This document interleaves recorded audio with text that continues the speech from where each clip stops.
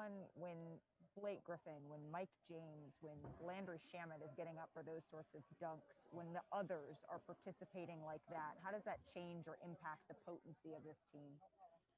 Yeah, I mean, we expect everybody to come out there if they play and play hard. And, tonight guys came out there with extreme focus and just tried to be aggressive on both ends, not do too much, keep the game basic, and we was able to get some stops and some scores. When you saw James struggling, what was your initial reaction to that? I didn't realize what had happened until he had started walking off the court. But we supposed to run a play and he wasn't in his spot. And then I looked at him, he was grimacing. So this shit sucks. It sucks. It sucks out because I want him to be out there. I know how much he cares. I know how much he wants to be in this moment. It sucks. Wish him a speedy recovery. We're gonna keep him involved as much as possible, but I mean, it's just a bad break. Greg Logan with Newsday. Greg, you're muted. Kevin, sorry, it took me a minute to unmute. Just how do you gauge how this team handled the emotional blow of losing Harden? I mean, you guys still played a terrific defensive game. Just did all this adversity that you've had all season kind of prepare you for this moment? I mean, yeah, we try not to be too emotional out there, but losing, one of your leaders like that, this first play of the game, it definitely, we had to regroup for a couple of minutes and figure out what was next. But I think the coaching staff did a great job of moving forward, and guys came in and just tried to play extremely hard. We didn't care about anything else but playing and executing the game plan and just, leaving it all out there. So, we're going to be thinking about James. We're going to be, I'm definitely going to call him when I leave here, see how he's doing. But like I said, it's just a situation, man. I hate that it had to happen to him right now. Alex Schiffer, The Athletic. Hey, Kevin, you guys forced Milwaukee into shooting 20% from three and forced a ton of turnovers on them and capitalized on them. Just what'd you like about the defense tonight?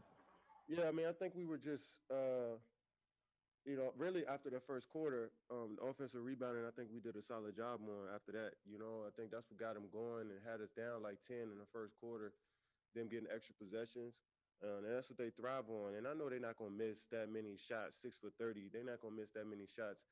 But if we, they shot only 3 more shots than us. And when we played them before, they shoot 14, 15 more shots than us. So we just got to rebound the basketball, play extremely hard, and realize this team is a huge, long team, big team. So we got to all be in the paint, helping each other out. It's going to be a fun series. Christian Winfield, New York Daily News. Going on, Kevin? What type of impact does Blake have on a game when he's diving all over the floor and making those plays on loose balls like he did today? Well, I mean, when he plays like that, it just ignites the whole crowd, ignites our team. He's diving on the floor, playing tough and big as a center.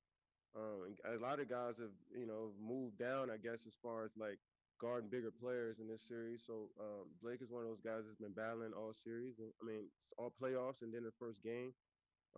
Played 35 minutes and grind like that. Very very promising start to the series. But we got our work cut out for us. We got a long ways to go.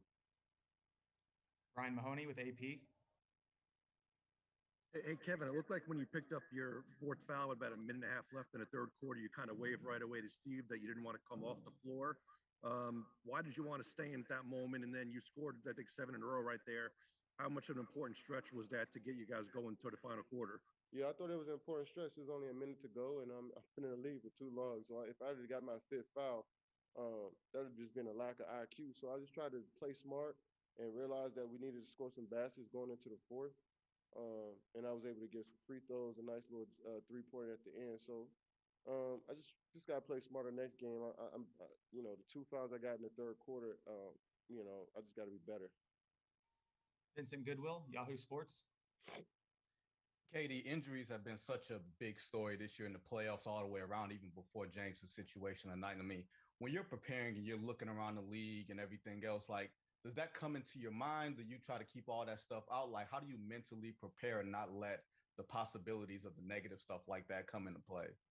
I I mean, it's just a life lesson. You know, you focus on what you can control. You know, that's one of those things that you can't control, like somebody get injured or what can happen in the future. I mean, we're looking around the league and seeing what's happening, but you know, we focus on ourselves, each of us individually. And when it's time to come together as a collective, we focus on that. So, you know, we just control what we can control, man. And like I said, hopefully, James is getting better by the minute, getting treatment by the minute, and we'll see how he feels. Stephen Bondi, New York Daily News. Hey Kevin, were you able to talk to James Harden at all? And No. Can you relay how he might be feeling, mentally with the injury and how he looked? I wouldn't talk to James even if I did talk to him, especially to you, Stefan. So nah, I didn't talk to him. Ian O'Connor, New York Post. Yeah, Kevin, I know you don't want to think of James being out for an extended period of time, but if you do have to go the rest of this series without him, how confident are you that you still have enough to prevail in the series? I'm not even thinking like that. I'm taking it a day at a time, a second at a time. You know, get ready for practice tomorrow. Like, we're not really thinking that far. You know, we're just trying to take it a game at a time. We'll see what happens. Thanks for watching ESPN on YouTube. For live streaming sports and premium content, subscribe to ESPN+.